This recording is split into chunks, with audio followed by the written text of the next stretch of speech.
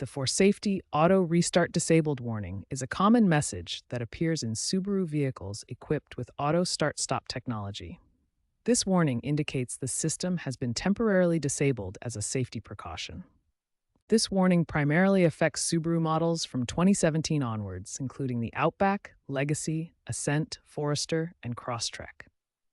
These vehicles come equipped with auto start-stop technology as a standard feature. Auto start-stop technology is designed to improve fuel economy and reduce emissions.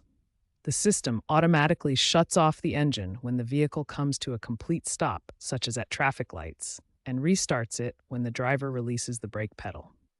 The vehicle's engine control unit continuously monitors various parameters to ensure safe operation. When certain conditions are detected that could make an automatic restart unsafe or unreliable, the system disables itself and displays the warning message. The most common causes that trigger this warning include battery-related issues, engine temperature problems, climate control system interference, and various electrical system faults. Understanding these causes helps in proper diagnosis and resolution. This warning system is actually working as designed.